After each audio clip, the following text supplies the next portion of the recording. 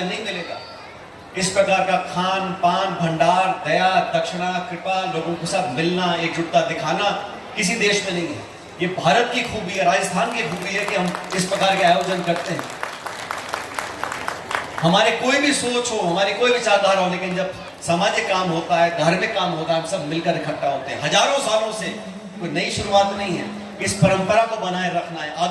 आधुनिकीकरण हो रहा है, नई नई सोच आ रही है। आजकल मोबाइल में दुनिया भर के व्हाट्सएप और यूट्यूब और क्या क्या हम लोग देखते सुनते हैं, लेकिन जो हमारी मूल भावना है, एक दूसरे के प्रति सम्मान रखना, एक दूसरे को इज्जत देना, हमारे सनातन धर्म में जो हम लोगों को सिखाया है, सबको इकट्ठा रखकर चलना, पूर्वजों ने दिखाया कर कर, उस भावना को हमें जीवित रखना है ताकि आने वाली पीढ़ी को वो संस्कार दे सके।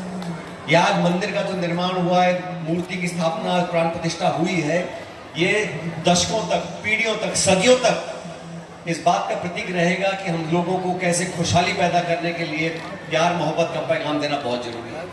इसलिए मैं आपसे निवेदन करता हूं, आने वाले समय में, अभी एमएलए साहब बता रहे थे पंचायत समिति में कुछ कमियां हैं, कुछ विकास में विलंब हुआ, पूरी ताकत के साथ भीमराज जी, आप, हम विधानसभा में, सरकार किसी की भी हो, लेकिन विकास रुकना नहीं चाहिए।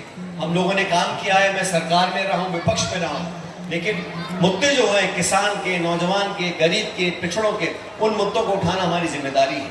और सरकार आए चली जाए, लेकिन जो मुद्दे हैं, जनता की जो भावना है, जनप्रतिनिधि अगर उन भावनाओं का सम्मान नहीं करते और सिर्फ वोट लेकर हम लोग बैठ जाए जयपुर विधानसभा के अंदर तनख्वाह लेने के लिए, मैं समझता हूँ वो सही नहीं है। और आप लोगों ने जिस शिष्टाचार के साथ, इस भावना के साथ साफा, माला, मान सम्मान दिया है, मैं समाज का हमेशा आभारी रहूंगा।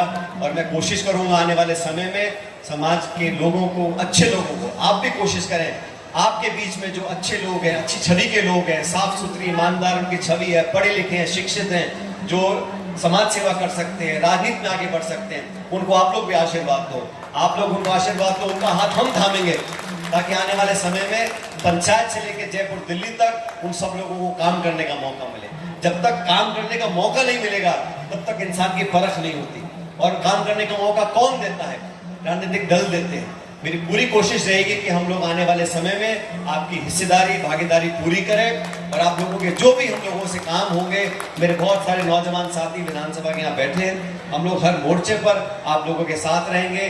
वो किसान कौम जो हाथ से मेहनत कर कर धरती का पेट फाड़ कर देश का पेट पालती है, उन कौमों को मदद करनी पड़ेगी। उन लोगों को, किसानों के बच्चे अगर पढ़ेंगे, लिखेंगे, आगे पहुंचेंगे, तभी देश प्रगति कर सकता है। चंद लोगों के हाथ में सारी संपत्ति आ जाए, और मुझे कहते हुए खेद है साथियों, आज देश में हालात हो गए, अमीर गरीब की खाई बहुत बढ़ गई है। जिनके पास पैसा और संपत्ति कोई गिनती नहीं है, और जिनके पास नहीं है, वो जो दूरी है अमीर गरीब की और गांव शहर की, वो लगातार बढ़ रही है। और ये बात हकीकत है। आजकल संसाधन या पैसा वो देश को आगे नहीं ले जाएगा। जो मुल्क, जो प्रदेश, जो समाज विकसित हुए हैं, वो शिक्षा के माध्यम से हुए हैं। जो पढ़ गया, जो लिख गया, अपने पैरों पर खड़ा हो गया, जिस गांव से अगर कलेक्टर भी बन के जाएगा, उस गांव को फिर विकास की जरूरत नहीं होती।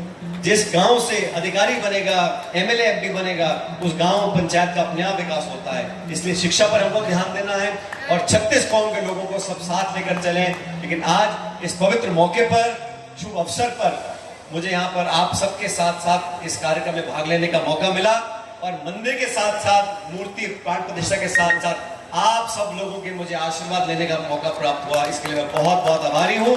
मंच आसीन तमाम लोगों की तरफ से मैं आपका आभार व्यक्त करता हूँ, और उम्मीद करता हूँ बार बार इस क्षेत्र में आना होगा और आपसे मुलाकात करने का मौका मिलेगा। बहुत बहुत धन्यवाद। जय हिंद, राम राम साहब।